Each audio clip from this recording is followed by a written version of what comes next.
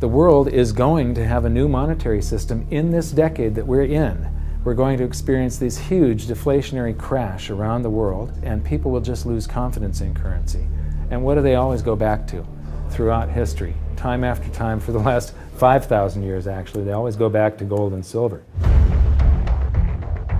We are entering a period of financial crisis that is the greatest the world has ever known. The wealth transfer that will take place during this decade is the greatest wealth transfer in history. Wealth is never destroyed, it is merely transferred, and that means that on the opposite side of every crisis there is an opportunity. The great news is that all you have to do to turn this crisis into your great opportunity is to educate yourself. I believe that the best investment that you can make in your lifetime is your own education.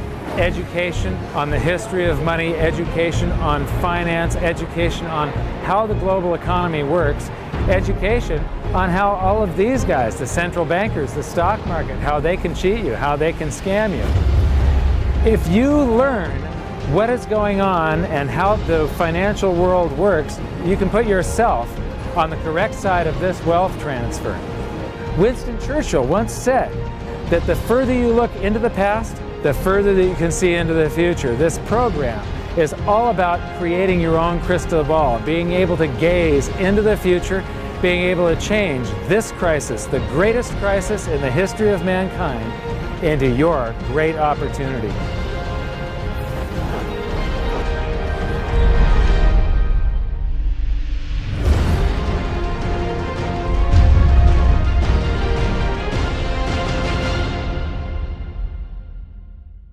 So it all started back in 1999 when my sister and I hired a financial planner to help my mother with her assets, and we gave him control of the family's assets, and in the next year and a half he lost 50% of what she had. You know, he would come to us every 6 months, we'd have a meeting, and he'd have this smile on his face, just ear-to-ear smile, going, "We did really well. The S&P lost 24% and you only lost 18." And so I fired him and I moved all of her assets to cash, and I dove into studying the financial markets, which led me into studying the economy.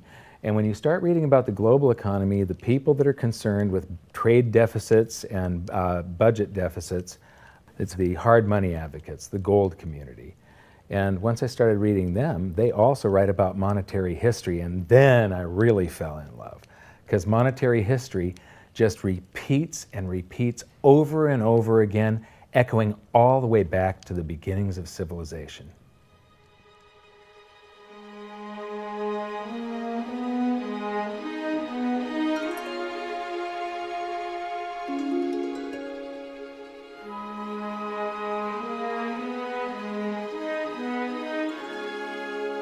Gold and silver have been the predominant currencies for about 5,000 years, but it wasn't until somewhere between 680 BC and 630 BC that they became money. That's when they were minted into coins of equal weights somewhere in Lydia, where each coin was the same size and had the same weight. This made them interchangeable. It's called fungible. At that point, they became useful as a unit of account, a measurement. You could price a good or a service in those gold or silver coins in a certain number of them. And it was always the same for anybody whenever they were buying that good or service. But it wasn't until they made their way to the world's first free market society, the prototype of democracy, the cradle of civilization, Athens, that they exploded in use. Suddenly, money found its natural home, the free markets. Athens was the first society to have a working tax system and free markets. This enabled them to rise to the pinnacle of civilization. Their prosperity allowed them to create great works of art and achieve a level of architecture and engineering that the world had not yet seen. Here we are 2,500 years later, and people are still in awe of their achievements. It was truly a fantastic period in human history, and the Athens star shone brightly for many years. So this begs the question, what went wrong?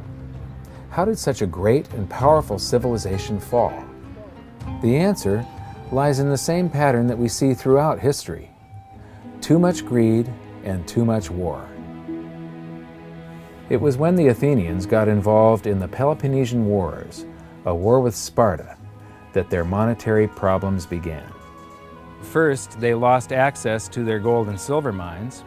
They were also paying armies that were on foot, and they were miles and miles away from Athens. So as they pay their armies to buy goods and services from the local populations, a deflation occurs in Athens because they're sending all of their coinage out of the city. Then they started debasing their coinage to pay for the war. If you take in 1,000 coins in taxes, and then you melt those down, those gold coins, and you mix 50% copper into your gold, now you can mint 2,000 coins. So if you take in only 1,000 coins, but you spend 2,000 coins, what is that called? That is deficit spending. Athens began to do that during this war with Sparta. They also had these great public works, which were very expensive, and they finished the Temple of Athena Nike during the truce in the middle. There was a 6-year truce in the middle of this 27-year war. So they didn't stop their great public works and allow their market economy to heal from the expense of this war. As they debased their coinage, people would take the new debased coins at face value at first, until there were a whole bunch of those. And there's something called Gresham's Law, where people tend to save to keep the thing that's rare, and they spend the thing that's common into circulation first. So all of the gold and silver coins started to disappear from circulation and become quite rare, and it was just these copper coins. Suddenly, it took a whole bunch of copper coins to buy a gold or silver coin, one of those old gold or silver coins. This is the first time that gold or silver ever had a price. Before that, everything was measured in a weight of gold and silver. So a large factor in Athens' downfall was the expense of war, the expansion of empire, the debasement of their currency, the eventual inflation that was caused. You know, they minted these coins until they became nothing but flecks of copper. This was actually the world's first hyperinflation. And what it did was it financially debilitated Athens to the point where in 404 BC they surrendered to Sparta. And eventually they became nothing but a satellite of Rome. The thing that amazes me is how history just keeps on repeating and repeating and repeating, and we never learn from all of our stupid mistakes. We just repeat the same stupid mistakes over and over and over again. Today we are doing the same thing that the Athenians did that caused the loss of their great culture. We're doing the same currency debasement. We're doing the same deficit spending, and it's for the same reasons. It's for war and it's for great public works. The interesting thing about the Peloponnesian War was how it started. I would say one of the interesting parallels is that it started really with Athens at its height and with a level of hubris that set them down the road towards ruin. Perhaps they felt that they were, superior, couldn't make a mistake. Exactly. They knew better. Exactly. And they ended up destroying their society as a result. It's a road that we're going down today, right? I think absolutely. Yeah. There was a play written shortly after the Peloponnesian Wars about the worthlessness of the copper flecks that were their coinage at the time. So we go from gold and silver, very high value money, to a currency that has a face value. And it's the first example that I can find in history where a war and great public works were being funded through deficit spending. What you've just seen is the first recorded example of one of the most predictable hidden secrets of money, the 7 stages of empire. It's a long-term cycle that echoes throughout history right to this very day, and is basically a societal pendulum that swings from quality money to quantity currency and back again to quality money. It always plays out in 7 stages. It always ends with gold delivering a knockout blow to debased currencies. And it goes like this. Stage 1. A country starts out with good money, which is either gold or silver, or it's backed by gold or silver. Stage 2. As it develops economically and socially, it begins to take on more and more economic burdens, adding layer upon layer of public works. Stage 3. As its economic affluence grows, so does its political influence, and it increases expenditures to fund a massive military. Stage 4. Eventually, it puts its military to use, and expenditures explode. Stage 5. To fund the war, it steals the wealth of its people by debasing their coinage with base metals, or by replacing their money with currency that can be created in unlimited quantities. Stage 6. The loss in purchasing power of the expanded currency supply is sensed by the population and the financial markets, triggering a loss of faith in the currency. Stage 7. A mass movement out of currency into precious metals and other tangible assets takes place. The currency collapses, and gold and silver rise in price as they account for the huge quantity of currency that was created. This process transfers massive wealth to those who had the foresight to position themselves beforehand in real money, gold and silver. You know, our monetary system basically steals from the poor and middle class and transfers the wealth to the banks. We see this throughout history, and it's just repeating over and over again. What's happening in Greece right now is basically the same thing that was happening back in 407 BC. The deficit spending to fund all of these public works and the debasement of their currency supply caused them to become nothing but a satellite of Rome. Today, they're becoming nothing but a satellite of the banks. Well, the idea of Gresham's law is simply that people are going to hold on to what's value and spend what isn't valuable. Way back in my youth, I was 11 years old when we went from a silver-based monetary system to a purely fiat system. People saw that silver was money, they got used to it, they didn't really think about it. And in 1965, under President Johnson, he basically said, well, silver's too valuable to be money. We're going to just start putting out these substitutes, which were what we call cupro-nickel coins. They were nickel, they were copper plated with nickel at the time. And of course, the metal value was far less. And I understood that as a kid, and yet very few adults really seemed to get the idea of what was really going on. There were a few, and it only takes a few. And of course, the Gresham's law took effect, so the currency came out of circulation rapidly. It's very interesting to me, you know, knowing monetary history fairly well, is they're always, you know, put out in silver-looking or gold-looking form. I mean, in most cases, you'll have, in fact, they look rather interesting. I mean, some of them are like silver on the inside and gold on the outside. With the look, they have no value at all, really, other than melt value of pot metal. To me, it's sort of at a subconscious level. Why are they making them gold-colored? Why are they making them silver-colored? I think there's an inherent knowledge in the human species that knows that gold and silver have value. So if they look in their pocket and they see something gold-colored or silver-colored, it gives them kind of a warm, fuzzy feeling. And it's like, oh yeah, you know, but there's no value in these coins, really.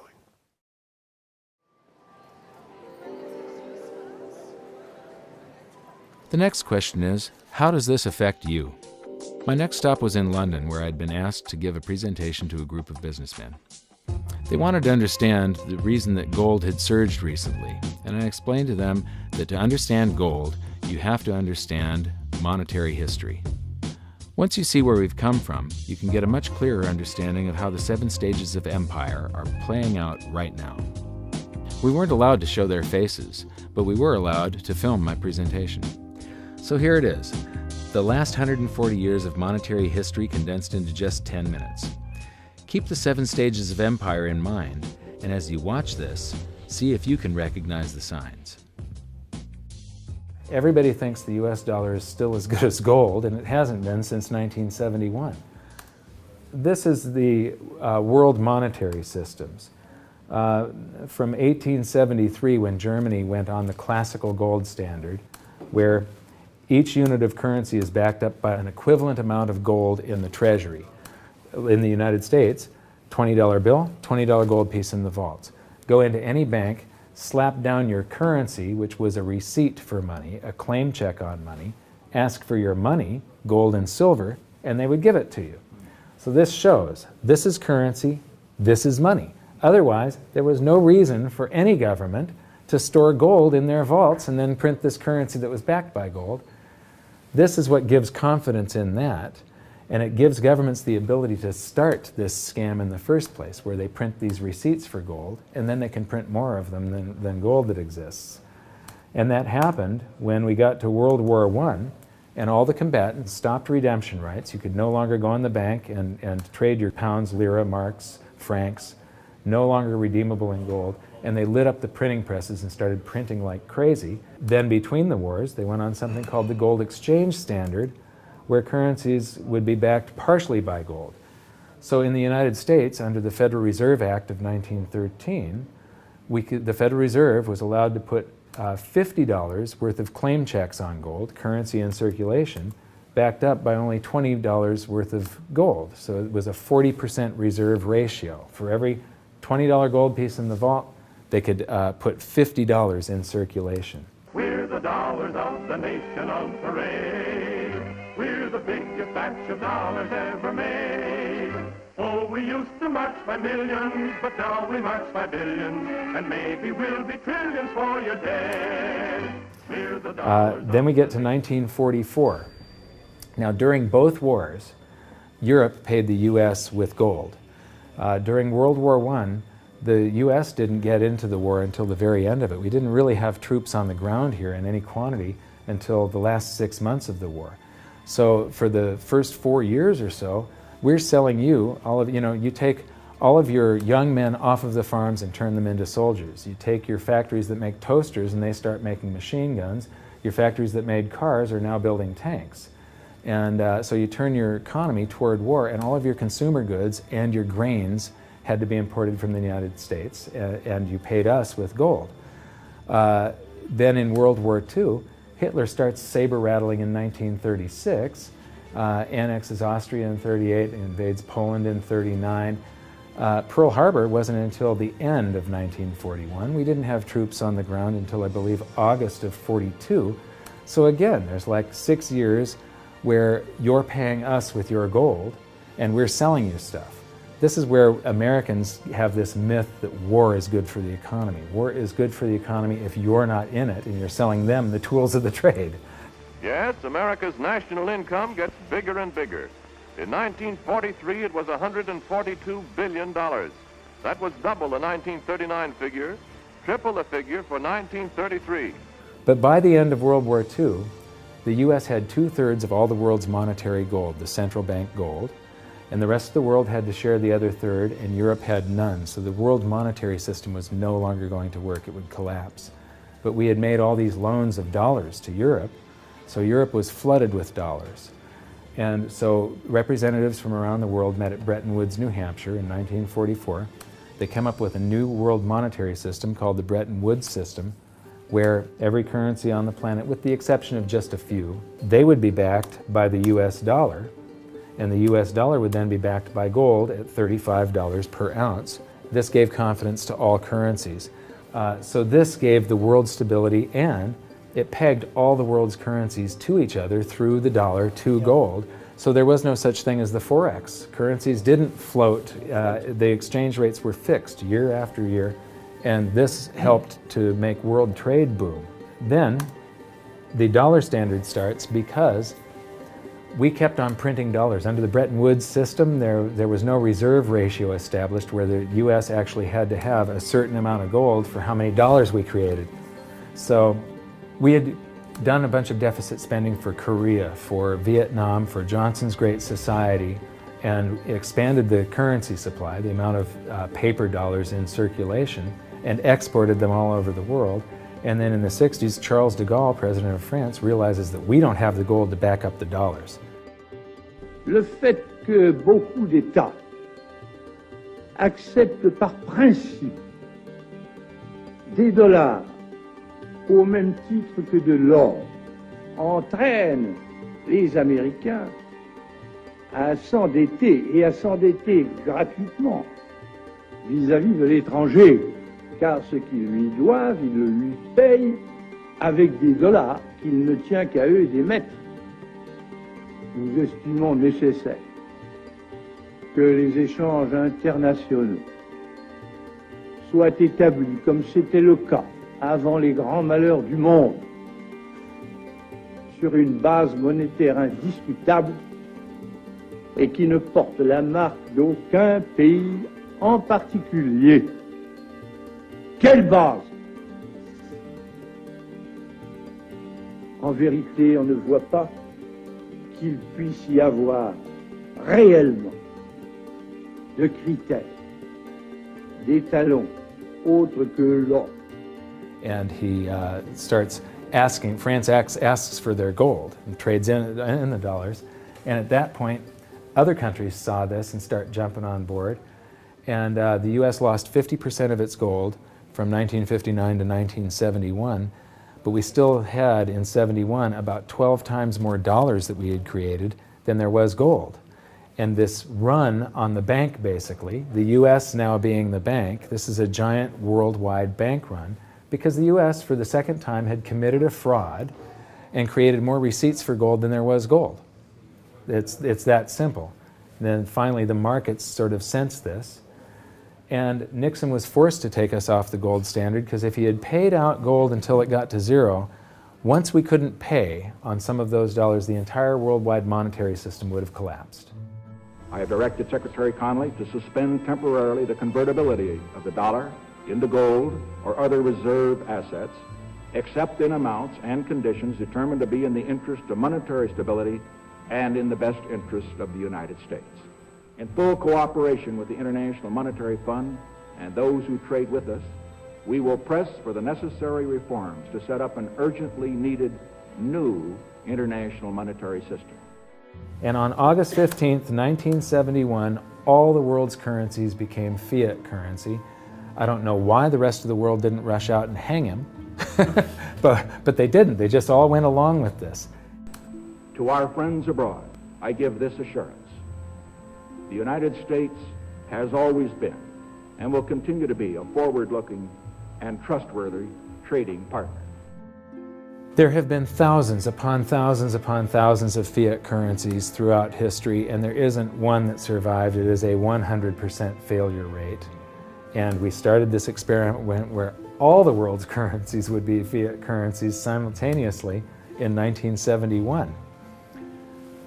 But what we have here, 30 to 40 years, different monetary system, 30 years, 28 years, 39 years plus, what's next?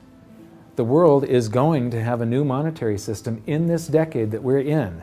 We're going to experience this huge deflationary crash around the world. The world will probably end up on some sort of new monetary system, probably after governments try and print their way out of this and cause hyperinflations of all the currencies, and people will just lose confidence in currency. And what do they always go back to throughout history? Time after time, for the last 5,000 years actually, they always go back to gold and silver. In a world of floating currencies, and that's what all national currencies are today, they bob up and down relative to each other, but they're all sinking relative to gold. That includes the dollar as well as the euro and the British pound and all the others. They're going to continue to lose value, continue to lose purchasing power. Personally, I don't think there's any way of avoiding what is coming. There's no way to fix it right now. There's only a way to either let it wipe you out or to benefit from it. And I want to make sure that it's not just a few of the big investors in the world that are ending up with all the cookies. I want to make sure that there's as many small investors as possible that are benefiting from it, because that's what makes society run. Middle class, small investor. One of the biggest challenges for human beings is that physiologically we are designed to operate in recency. You know, the fight or flight response is literally in my cells, literally. And so that when I'm in the wild, it's about I need to look for something to eat or make sure I don't get eaten. And how that translates into the modern world is that we think only about what's happening immediately in front of us. And so we think a long time is last week. In the world of YouTube and Facebook and instant messaging, we think 3 seconds is a long time. Like, did you get the post already? I already posted it. And the reality is, if you look at history, and I don't mean a week, I don't mean a month, I mean decades, I mean 100 years, I mean a couple of 100 years, I mean more than a couple 100 years, you can start to see some patterns. You can see some things that are going on because history repeats itself. There are some trends and there are some movements that you can learn from. And you literally have to go outside of your human instincts to look at history, because we just want to focus on right now, because as I said, that's about either eating or being eaten. So we've got to go beyond that, and that means not just focusing on the here and now, but learning some real powerful stuff from what's happened, because there just might be some indicators there as what's going to happen in the future. Now, the 7 stages of empire, just as a reminder, started with sound money, and then a country adds layers of public works and social programs, and then develops a massive military, and then puts that military to use, and to pay for the war, it debases its currency supply, which causes a loss of faith in the currency, which then leads to a currency crisis, and gold does an accounting of the expansion of that fiat currency supply that happened over all those years of the first 5 stages. We are in the 6th and beginning the 7th stage. Gold started the accounting in the year 2001. It was $250 then, but we're still in the very early stages of this. Well, that's right. I think one of the problems with gold is people just don't understand it. I mean, for one thing, it's sort of been banished from the curriculum for 35 years. We have going on 2 generations of academics and scholars who have never studied gold. Unless you're a specialist in economic history, you can go back and look at it. Now, when I was in university and even when I was in graduate school in economics, we were still on the gold standard in some form. It was fairly attenuated, but when you studied the IMF and you looked at how they present the finances of a country and the breakdown of the reserves and the capital accounts, gold was a line item in the capital account, and you had to understand how it, what role it played and how it could equilibrate in terms of balance of trade. Well, that's gone. The IMF, Nixon went off the gold standard in 1971, and bright young economic students just don't understand gold. They think it's a joke, or they think it's maybe a commodity trade or a momentum trade. They don't understand that it really is money par excellence. So now we've learned that money was born in roughly 630 BC when it became fungible. It was free markets and sound money that led to Athens' great prosperity. But debasement of their money for deficit spending on war and public works played a large role in their demise. Over the past 140 years, we've debased our own currencies to the point where 2 generations of scholars don't even understand gold. We learned about Gresham's law and that bad money drives out good. In recent history, there has been a new monetary system roughly every 40 years. And we've learned that we are in the 6th stage of the 7 stages of empire. So that's it for this episode. Join us next time when we learn more about the chaotic state of the US dollar standard and how it's going to affect you no matter where you live on the planet. When I wrote my book, I said that we're coming into an era that is going to be the greatest wealth transfer in the history of mankind. Therefore, it's the greatest opportunity in the history of mankind. I've made it my mission to help as many people as possible get through this crisis and to come out on the best side of the wealth transfer. I've just finished filming an exclusive presentation titled How the 7th Stage Will Unfold, where I detail what I'm doing personally to prepare for a range of scenarios. It's available at hiddensecretsofmoney.com as part of your free information toolkit. So my challenge to you for this episode is to try and find a single example in all of monetary history of a crisis that was brought on by too much deficit spending, too much debt, and too much currency debasement being solved by more deficit spending, more debt, and more currency debasement. Until then, good luck, and I'll see you at the bonus presentation at hiddensecretsofmoney.com. Thanks. You bet. There is no other side. You either silver and gold or you're doomed. That's exactly the way the world is always working. That's the way it's working right now. Turn on the television, watch with the price of gold. Look at the dollar going down. Gold's going up, silver's going up. That's exactly the way it's always worked, and it's always worked that way, and it's working that way now. And why is anyone surprised? Why is it? I'm surprised it's always worked like that. For the past 5,000 years. That's right. 5,000 years in a row, it's worked exactly that way. It's happening that way now. And ooh, wait a minute here. Weird. Beyond weird. Mike Maloney's Hidden Secrets of Money is made possible by the clients of goldsilver.com. Your continued loyalty and support allows us to educate the public on how to both protect themselves and benefit in the turbulent times ahead.